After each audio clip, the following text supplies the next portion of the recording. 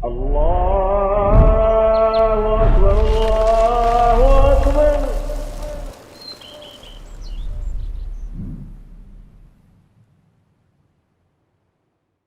السلام عليكم ورحمة الله وبركاته. يا أيها المسلمون. To the long-time listener and first-time visitor, we welcome you to this episode. Now, without further ado, let's get into it. إن الحمد لله نحمده ونستعينه ونستغفره ونعوذ بالله من شرور أنفسنا ومن سيئات أعمالنا. من يهده الله فلا مضل له ومن يضلل فلا هادي له. أشهد أن لا إله إلا الله وحده لا شريك له وأشهد أن محمدا عبده ورسوله صلوات الله وسلامه عليه. أما بعد، يا أيها الذين آمنوا اتقوا الله حق تقاته ولا تموتن إلا وأنتم مسلمون. يا أيها الناس اتقوا ربكم الذي خلقكم من نفس واحدة وخلق منها زوجها وبث منهما رجالا كثيرا ونساء واتقوا الله الذي تساءلون به والأرحام إن الله كان عليكم رقيبا.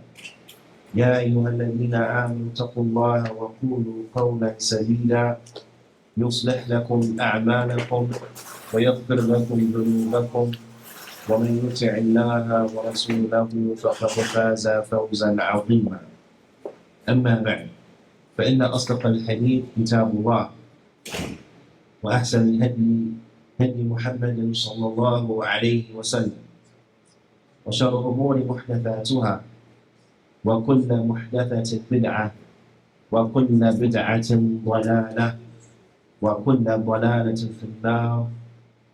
ثم أما بعد، بإذن الله تعالى, we would like to do a short review,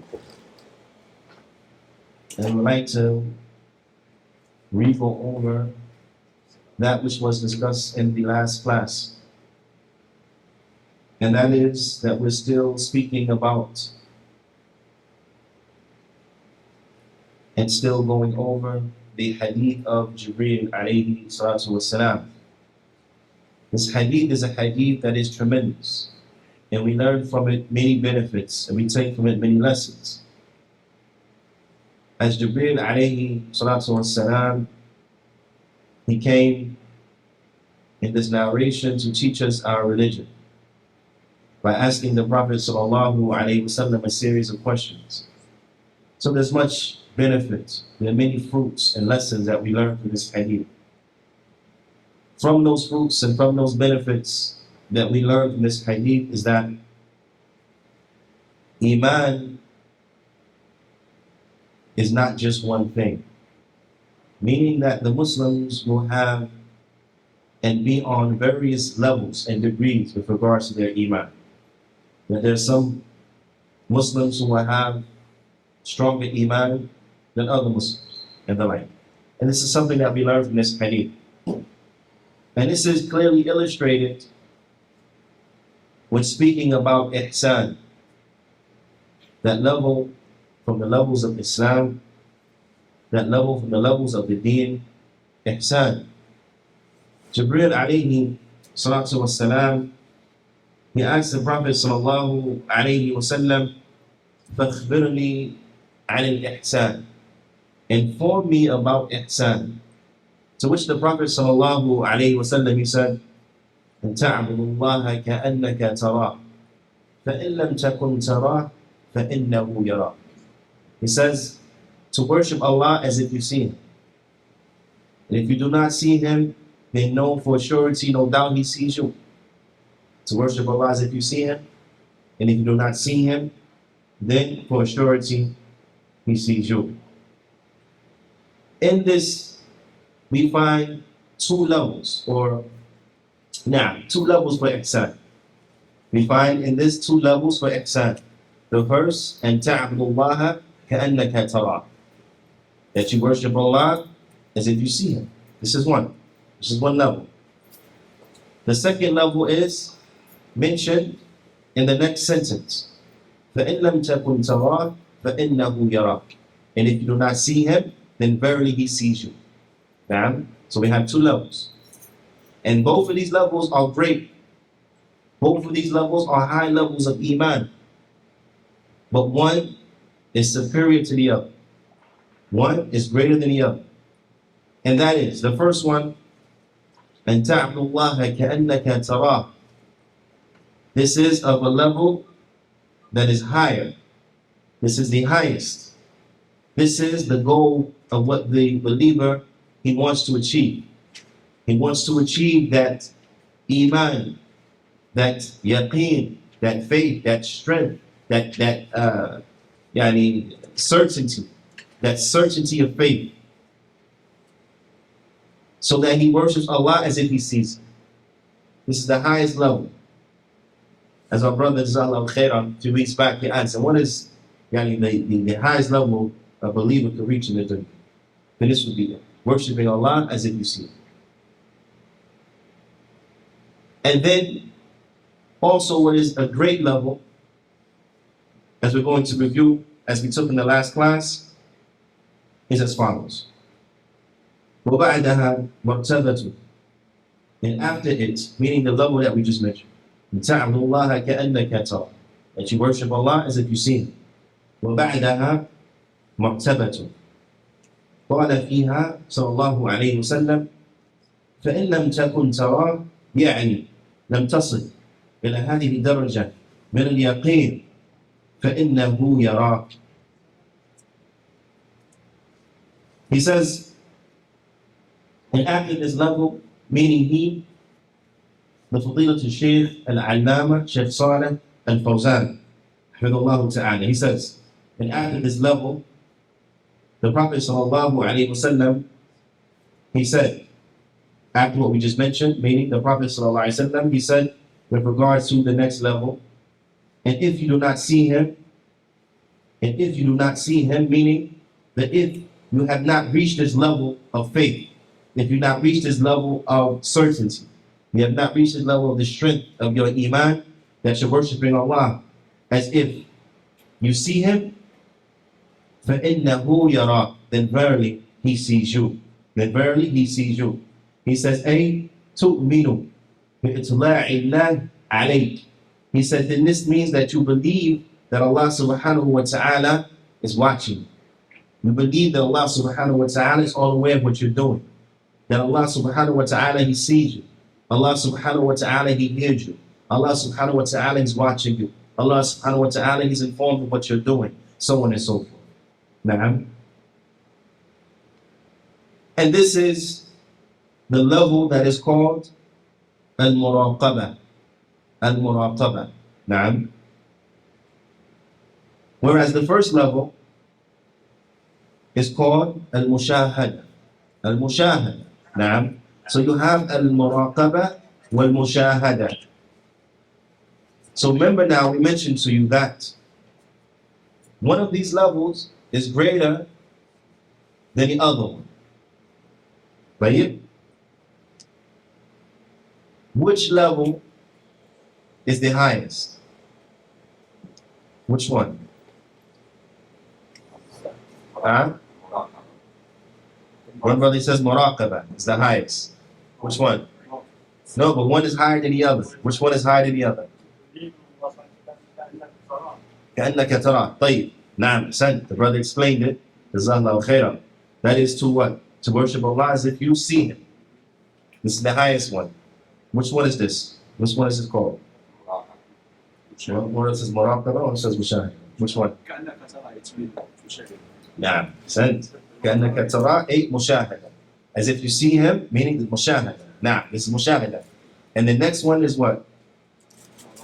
فإن لم تكن تراه فإنه يراك. Wait. And if you do not see him, then verily he sees you. This is what? Muraqabah. Okay, so now, which is higher? Muraqabah. Or mushahada? Higher. Which one is higher? Mushahada. Again, mushahada is the highest level. And that is, and ta'budu Allah ka'annaka tarah. Worshipping Allah as if you see him. That's the highest level. That's the highest level. And they worshiping Allah subhanahu wa ta'ala as if they see him due to the strength of their iman, the strength of their certainty. Now, as Shaykh Saleh al-Fawzan, hafidhahullah ta'ala, he explains that when you see something, then there's no doubt about it. Right? When you see something, there's no doubt. Like, for example, the jidar here. Right? If I said behind me there's a wall, is there anyone that would debate that point? That point? Anyone would debate that fact? There's a wall behind me. Right? If I say ikhwa, hey, there's a wall right here. Right? You'll say, oh yeah. Obviously, we see it right there. So you'll say, yeah, obviously we see it. But no one would debate that. And this is due to what? The strength of your certainty that there's behind me a wall. Why? Because you see it. You see it there, plain as day. So you say, nah, it's right there. No doubt about that. Now, likewise, the Shaykh said if there was a door, if I said, look, to my left, there's a door. You know what I'm saying? Naturally, obviously, you see it. It's right there. No one debates about that. Now, so the one who worships Allah subhanahu wa ta'ala as if he sees him is the one who his faith in Allah subhanahu wa ta'ala, his certainty. Now, the certainty that he has with him is like the certainty that you have that there's a wall behind you. Like the certainty that you have that to my left there's a door. You understand? This is a high level of iman. This is a high level of iman. Now, and no doubt this is the highest. And once again, this is called what? Al-Mushahad. Now under it is Al-Muraqabah. Now what's Al-Muraqabah? That is, then you know that Allah subhanahu wa ta'ala he sees you. Now, both of these levels, no doubt, are from the highest levels. So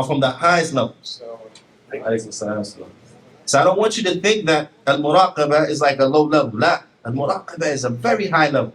It's a very high level. Now, but in any event, when it comes to ihsan, what is higher than it is al-mushahada. Now, so we understand from this that the one who has reached the level of al-mushahada, he worshiping Allah as if he sees it. Now, he will have higher iman. His faith will be stronger than the one who has al-muraqabah. Now, who worshiping Allah, knowing that Allah subhanahu wa ta'ala sees them. Now I want you to reflect and contemplate on this fact. Because in this we understand that not everyone has the same iman. Not everyone has the same level of iman. There are those who their iman is stronger than others. So this we benefit from this because now we understand the dalala, the misguidance from the likes of the murji'ah and those who carry their belief that iman is just one thing and everybody's the same in it. So that they claim that each one of us has the same level of iman as Abu Bakr, as Siddiq, radiallahu ta'ala anhu, as Umar ibn Khattab, radiallahu ta'ala anhu. Now I don't know about you, but I don't think when I walk down the street the shaitan changed the way, go on the other side. But Umar, radiallahu ta'ala anhu, Al-Faruq, if he took a path, the shaitan would change paths. You understand? He walking down like this, like I am. He walking down the street like this, shaitan go somewhere else. Pick another street. Because of what? Because of his iman. The strength of his iman. Now, I don't know about you, but mine is not like that. So I would never be foolish into thinking that I have the same amount of iman as Umar radiallahu ta'ala anhu. What about the Nabi? Salawatullahi wa salamuhu alayhi. Na'am. No doubt. I would never think to imagine or they have the audacity to even try to say that I have the same amount of faith as the Prophet sallallahu alaihi wasallam. How absurd would such a claim be? Naam. But this is the aqeedah of the Murji'ah. They say that we all have the same level of iman, the same as Abu Bakr, the same as Umar, radiallahu ta'ala anhuma, the same as Nabi, sallallahu alayhi, the same as Jibreel, alayhi salatu wasalam. Of course, this is quite absurd. This is quite absurd. Because with them, there are no levels to iman. It's one thing. You got it, that's it. You're always going to have it. Everybody has the same amount. Now, and like them on the other side is the Khawarij. They say iman is one thing. Either you got it or you don't. Now the difference between the two is that the Murji'ah, they say that nothing can affect iman. Once you have it, that's it. So no matter what you do, what you don't do, it doesn't matter. You got the same faith as the Prophet ﷺ, as Jibreel, ﷺ, and so on and so forth. Now, this is what the Murji'ah said. Iman is not affected. But yeah. But we understand that what? This is not correct. This is not correct.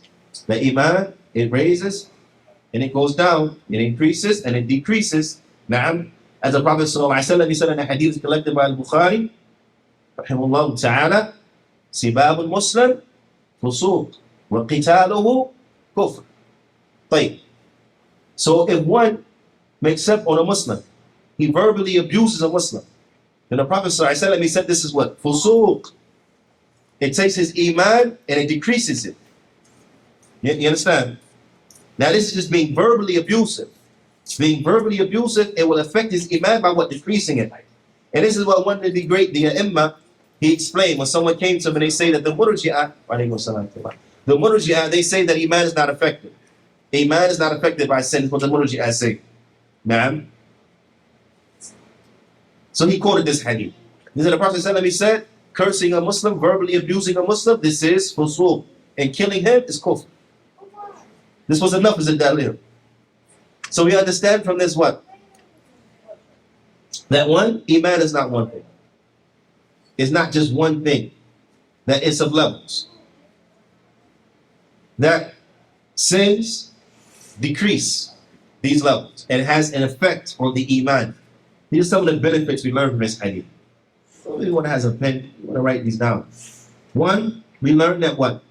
The iman is of levels. Now, we understand that it's of levels. It's not just one thing, but it's of levels. And that sins affect it. Sins affect the iman. Meaning they decrease it. Because cursing a Muslim will drop you to here. This. And then qitalu, drop you low. Kufr. Now, wait. Also, one of the benefits we learn from this hadith is that if you understand that the person that you're speaking to will understand the point of reference from a particular text, then it's enough for you just to relate the text without any additional speech. Because as you see here, the only thing that this great Imam did was he just gave the hadith. He didn't give any explanation. He didn't elaborate. He just quoted the hadith and he was silent. Why? Because the one who he was speaking to, he understood what was intended. He understood the meaning of the hadith. He understood what was intended and he understood the point of reference. So there was no need to further elaborate and say, well, as you can see, X, Y, Z. Because he understood it already just from the pure articulating of the hadith. So these are just some of the fruits and the benefits we learn from the hadith. In any event, the point is that what? The Murji'ah, they say that iman is one thing. So we understand that this is not correct. They say that iman is never affected by sin. We understand this is not correct. It is affected by sin. The Khawarij on the other side, they say that iman is one thing, like the Murji'ah. But they differ from the Murji'ah and they say that major sins will deplete one's iman. Okay? Because the Murji'ah, they say iman is not affected. The Khawarij say no, it is affected. But if you do a major sin, it's depleted automatically. If you do a major sin, it's gone. This is what the Khawarij say. Now, so if a Muslim, for example, drinks khamr, now, with the Khawarij, he's a kafir. You understand? If a Muslim, for example, fornicates, With the Khawarij, he's a kafir. Well then, now we know this is dalal. We know this is astray. Why? Because we understand that the committing of major sins does not render one to be a kafir. As it comes in the Hadeeth, where the companion, he had an issue because of, jahiliyyah and things like this. He had an issue, and that issue was in drinking. Now, so when the other companions, they were reprimanding him, and they were being very strong in the reprimanding of him. The Prophet ﷺ, he said, do not help shaitan. لا تعينوا الشيطان على أخيه. Do not help shaitan against your brother. فإنه يحب الله ورسوله. Because verily, he loves Allah, يحب الله ورسوله. He loves Allah and His Messenger. Now this was a companion who what? Who he fell into that sin of drinking. But the Prophet ﷺ, he established for him that he loved Allah and His Messenger. Right? He established for him that he loved Allah and His Messenger. And he established for him the brotherhood of Al-Islam. But he said, do not help the shaitan against who? Your brother. وَإِنَّمَا مُؤْمِنُونَ إِخْوَةً. Verily, the believers are brothers. So the Prophet ﷺ established for him al-ukhuwa al-imaniyya, that he was a brother by deen. So a brother by deen, one who loves Allah and His Messenger, equals what? A Muslim. A Muslim. Well then, so we understand that what major sins don't take one out of Islam. Also we understand, as Shaykh Rabi' ta'ala, he explains, is that what is the head for apostasy? What is the legal punishment for apostasy? Meaning that a Muslim, he becomes a kafir. What is the legal punishment?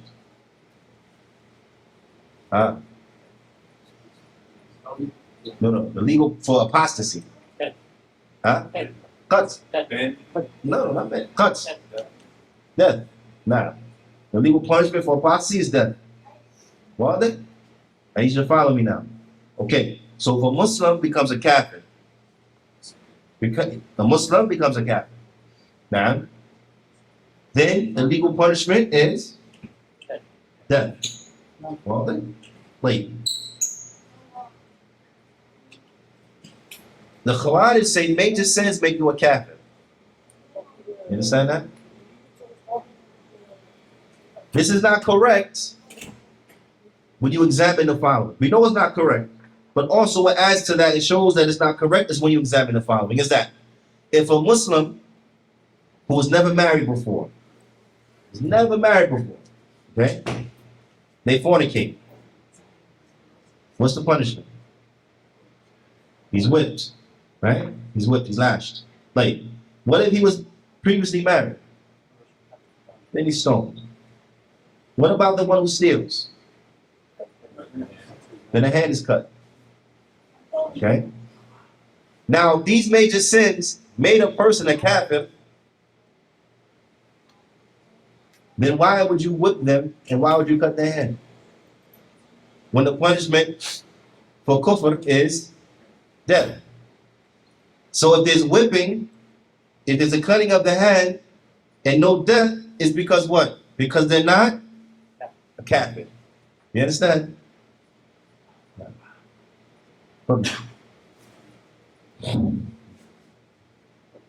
Say if I did zina with a woman, Yeah. while I'm doing this action, is it from the Sunnah that I'm a disbeliever while doing that action, then my iman comes back after I make Tawbah? No. Yani, inshallah, we're gonna go over this particular point But as Shaykh Rabi' Ahmadullah Ta'ala, he says that these narrations, they come to incite fear as severe warnings. Now, but they're not to be understood that the person is a kafir, he leaves Islam, but they come as severe warnings. He said, and what we understand from that is when we merge all of the proofs and the evidences together, we see this as being the fact. Meaning that the one who falls into fornication, then they are whipped. Or if they fall into adultery, then they are stoned. But they are stoned to death as a legal punishment, not as a kafir. So after they have passed away, then they're still washed, shrouded, prayed over, and buried with the Muslims. Now, as it comes in the Hadeeth, those narrations of the Prophet ﷺ of those individuals, those Muslims who received this punishment in his time, sallallahu alaihi wasallam, that they received the punishment and then they were prayed over and the like. Now, makes sense. And even in one narration, the Prophet ﷺ, he testified for the individual who had committed that he was in the Jannah. He was in the Jannah. Now, and had his tawbah been spread over such and such a number of the occupants of Medina, it would have sufficed all of them. Which shows that this is what? A Muslim. A Muslim. Catholics, they don't get stuff like that. Yeah? It's for a Muslim. So this is a clear proof against who? The Khawarij, that this is not correct what they're saying. Clear? But what's important to understand is that both of these groups, although they're on opposite extremes, they reached their level of misguidance, and they fell into what they fell into from misunderstandings and from wrong beliefs, because they both think that Iman is one thing. They both think that Iman is one thing. So you see how a wrong belief can have dangerous outcomes. Although it took one here and it took the other one over there, they're both dangerous outcomes. Now, they're both dangerous outcomes. Because now, for the Khawarij, it's clear. And Kalab al-Nar, they are the dogs of the hellfire, as the Prophet ﷺ explains. So for the Khawarij, no doubt. The Prophet ﷺ said, يَمْلُكُونَ مِنَ الْإِسْلَامِ كَمَا يَمْلُكُونَ مِنَ الرَّمِيَّةِ. That they fly out of Islam just like the arrow goes through the target or the beast, the target. Right? So this is something that is clearly dangerous. Right? Now think about the Murji'ah on the other end. Well, everything is okay. Person, la yusalli. He don't pray. They say, la bas, he's Muslim, he be in Jannah, da da da. Alhamdulillah. Hear that. When the Prophet ﷺ explained to us that the covenant between us and them is what? Salah. Whoever leaves it, he has made disbelief. Whoever has leaved it, then really has disbelief. So this shows you that one has to be balanced, because yes, we understand that Iman, it goes up and it goes down. But as the ulama and the imma, as they explain, يَنْقُصُ حَتَّى لَا يَبْقَى مِنْهُ شَيْئًا, that it can decrease until nothing remains from it. You understand? So this is not an affair that we play with. Whereas if you, with understanding of the Murji'ah, then you'll be of those who will be lax. You'll be playing around with your own safety, with your own well-being. You'll be setting yourself up for trouble. And it's unfortunate that these individuals, they won't realize the trouble that they're in until when? Yawm al-Qiyamah. Or until the death comes to them. Then they'll realize, but then it's too late. And this is the problem with bid'ah. This is the problem with bid'ah. And this is why we have to be, it is a must for us to be, it's necessary that we are extremely hard when it comes to bid'ah. Extremely hard when it comes to bid'ah. Because this is from love. This is from love. This is how we love our brothers and love our sisters. Is that we're hard against the bid'ah, because the bid'ah is dangerous. It's more beloved to shaitan than ma'asiyah. Is more beloved to the shaitan than sin. The reason being is because the one who does sin, he knows he's wrong. He knows he's wrong. So the one who knows he's wrong, then, bi'idhnillahi ta'ala, he'll make tawbah. He'll make repentance. He'll ask Allah subhanahu wa ta'ala to forgive him, and he'll leave off what he's doing. Whereas as far as the Mubtadi', he thinks what he's doing is right. He thinks what he's doing is from Islam. He thinks what he's doing is going to get him to Jannah. He thinks what he's doing is going to get him closer to Allah subhanahu wa ta'ala. So now such an individual, will he make tawbah? Huh? No. That's like someone come to you and say, Akhi, you should make tawbah. You said for what? Oh man, you pray Dhuhr. Say something about it. Might make tawbah for praying Dhuhr. So? You have to make tawbah because you pray Salat al-Asr? No. This is ta'ah. This will get you close to Allah subhanahu wa ta'ala. So you don't make tawbah from ibadah. They think the bid'ah is ibadah. They think it's ibadah. So they never make tawbah. So they're doing things that are of no value. Things that won't benefit them. Things that are fruitless. Things that will bring them no benefit. Things they get no reward for. As the Prophet sallallahu alaihi wasallam, he said, "Man ahdatha fi amrina hadha ma laysa minhu fahuwa radd." Whoever introduces into this affair of ours that which is not from it is rejected. It's rejected, it's no reward for it. Rejected. Mardud. Likewise, the Prophet ﷺ, he said, "Man amila amila laysa alayhi amruna fahuwa radd." Whoever does an action does not have on it our command is rejected. Mardud. No benefit. No reward. So a person tire himself out in bid'ah. Tire himself out doing all these innovative actions of worship to what? So that when it's all over, said and done with, he gets nothing. Nothing. Now, this is a calamity. This is a musibah. هذه مصيبة عظيمة. This is a great calamity. So from love is that we have to take a hard stance against it. To tell our brothers, no, listen, no. Don't do things that won't benefit you. Don't do things that will ultimately hurt you. Stay away from that stuff.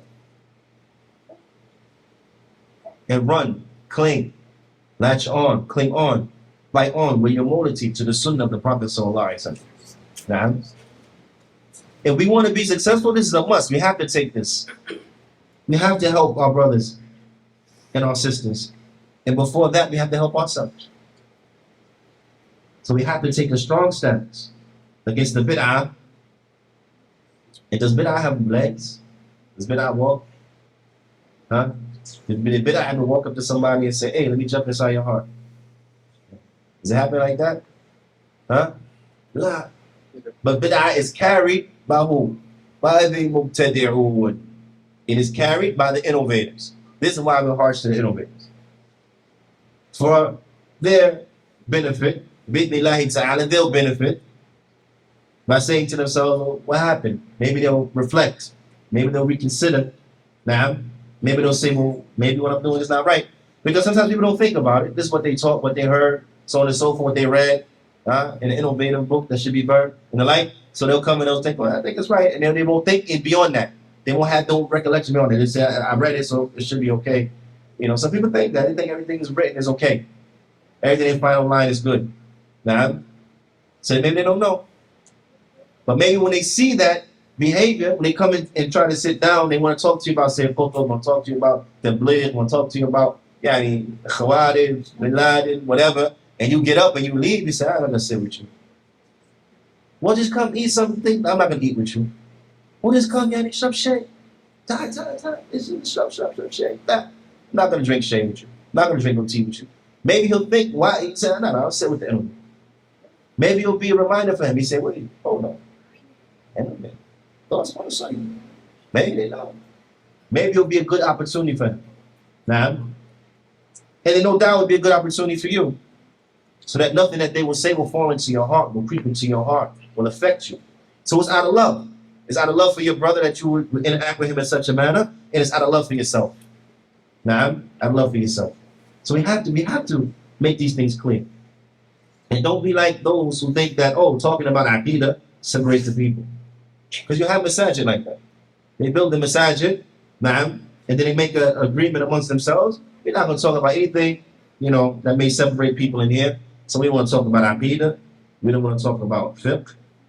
Now, we don't want to talk about, whatever it is from the things that they think separate people. We just want to talk about fada'i. Talk about Fada'i, that's it. Huh? Fada'i al-Ilm. That's what they say. Huh?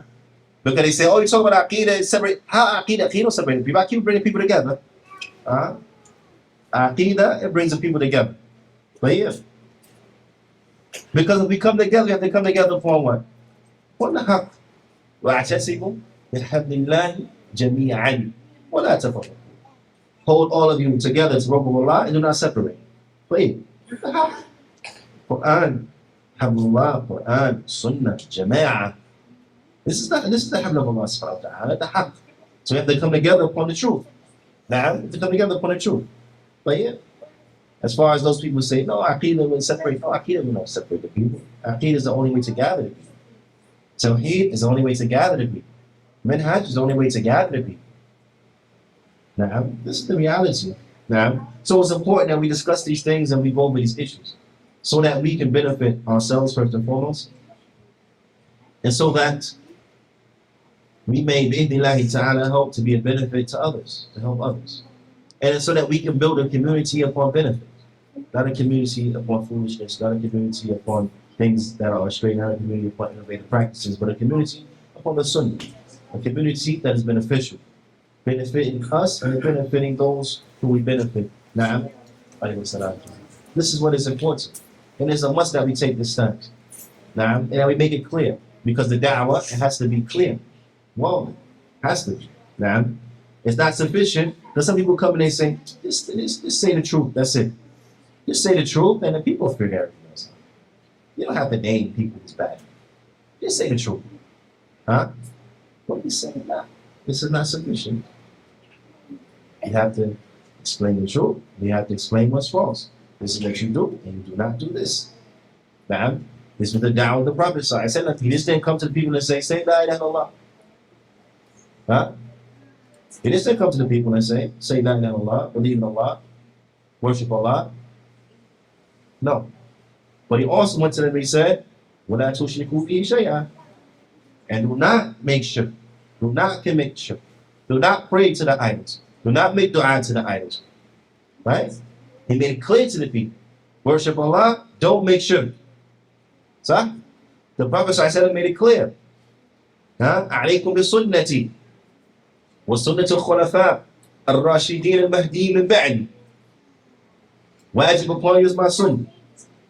And the sunnah of the rightly guided khulafa after me. عدوا عليها بالنواجذ. Right on to it with your moral teeth. Did the Prophet ﷺ, did he end there? Did the hadith stop right there and that's it? La. And when it goes on and it says what? وَإِيَّاكُمْ وَمُحْدَثَاتِ الْأُمُورِ. And beware of newly invented matters. Right? To the end of the hadith. So the Prophet ﷺ, he just didn't tell you, cling to my sunnah, stick to my sunnah, sunnah of the Sahaba. But then he said what? Stay away from bid'ah. Na'am. As we hear khutbah al-hajah all the time. Na'am. وَشَرُ أُمُورِ مُحْدَثَاتُهَا وَكُلَّ مُحْدَثَةٍ بِدْعَةٍ وَكُلَّ بِدْعَةٍ ضَلَالَةٍ وَكُلَّ ضَلَالَةٍ فِي النَّارِ. The Prophet ﷺ used to say this all the time in khutbah al-hajah. Khutbah al-hajah, mind you. The Prophet ﷺ, he would say it before the khutbah, for the khutbahs, na'am, on Jum'ah, the sermons on Jum'ah, he would say it before that. He used to, ﷺ would say it before any important address that he would give to the Sahaba, na'am. He used to, ﷺ would say it in front of weddings. Huh? And weddings. Right? In the wedding contract, the Prophet ﷺ, he would say khutbah al-hajah that has this portion in it. Warning against bid'ah. Right? Right or wrong? You with me? Now, was there any bid'ah in the time of the Prophet ﷺ? No. There was not. But still, showing and teaching the proper stance the Muslims are to take against bid'ah, the Prophet ﷺ, he preemptively warned against bid'ah even before it happened, even before festive and joyous occasions. So now, does that sound like he was staunch against bid'ah? Or that sound like he was easy against bid'ah? Staunch against bid'ah. Why? Because of the danger of bid'ah. Because of the danger of bid'ah. Because bid'ah is that which takes a person to hell. The Prophet ﷺ said, وَتَتَرِكُ أُمَّتِي عَلَى 73 فِرْقَةٍ كُلُّهَا فِي النَّارِ إِلَّا وَاحِدَةٍ. My ummah will break, split, divide into 73 different sects. كلها في النار. All in the fire except one. So when it was asked, وَمَنْ هِيَ تِلْكَ الْفِرْقَةُ يَا رَسُولَ اللَّهِ, and what is that group of Messenger of Allah? He said, الجماعة. وفي الرواية ما أنا عليه اليوم وأصحابي. And no one narrates, he said الجماعة. The Jama'ah, the group. Now, and what's the Jama'ah? As explained in another narration, as Shaykh al-Bani, rahimahullah ta'ala, he explained, Ma ana alayhi wa ashabi, what I and my companions are upon a day. So one person say, what's the definition of Jama'ah? The Jama'ah is explained by the Prophet ﷺ in the other narration. When I and my companions are upon. When the Prophet ﷺ and his companions were upon, that's the Jama'ah. So now we understand the statement of Abdullah ibn Mas'ud when he said the Jama'ah, the Jama'ah is what coincides with the truth, even if you are by yourself. Na'am. See, that's the Jama'ah. Not because we got a million people here, not because we got X, Y, and Z, we got so many masajid working with us, working with any and everyone. Nah. The Jama'ah, what agrees with the truth. What agrees with the truth. Na'am. This is why it's important that we go over these issues, we go over these things, why we talk about these affairs and go into depth in the detail. Now, because I don't want anyone to feel away when they say, well, you mentioned the Murji'ah, the Khawarij. I don't want anyone to feel uncomfortable. But they should rejoice. They should rejoice. As some of the imams used to say, come, let's backbite for an hour. Meaning what? We're going to speak about the people of innovation. So as to warn the Muslims of who to stay away from. Because this is, na'am, ghiba, as our Shaykh, they teach us. فعلا, this is ghiba. لكن هي ghiba واجبة. This is a ghiba that is wajib. This is a ghiba that you get rewarded for. Because fighting against the mutadi'een, fighting against the innovators, this is a form of jihad. So this is something that you get rewarded for. So ain't not ghiba, that's ghiba wajiba. Ghiba wajib. Na'am, it's a ghiba that is wajib. This is not the ghiba that is madmuma. It's not the ghiba that is muharrama. It's not the ghiba that is blameworthy, not the ghiba that is haram. This is the ghiba that is praiseworthy, mahmuda, and the ghiba that is wajiba. Because it's a benefit for ourselves, a benefit for others. As they asked Imam Ahmad rahimahullah ta'ala about worshipping Allah subhanahu wa ta'ala or warning people against the bid'ah and the like, and the mutadi'een. And he said, and the one who worships Allah subhanahu wa ta'ala, then that benefits himself. Whereas the one who warns against the people of innovation, then that's a benefit for himself and others. Benefit for others. He benefit other people. Now, so the benefit is more. It spreads more. Now, so I don't want anyone to be taken aback. You know, because like they say, it's no false advertising. Now, the people of Sunnah, this is our way. And when we have to name names, we name names. We don't love to name names. But if we have to name names, then we name names, and we have no problem with that. We don't apologize for it. And when we have to do it, then we do it and we love it. Now, but just for the sake of naming names, is not what we into. But when we have to, we would not hesitate to do so. But yeah, ala kulli, there's more that we would like to get into, we would like to discuss, we would like to go over. But yeah, since it being family night and the like, and the food is here, as the aroma has reached the noses, نتوقف هنا بإذن الله تعالى. نكتفي بهذا القدر، وصلى الله وسلم على نبينا محمد وعلى آله وصحبه أجمعين.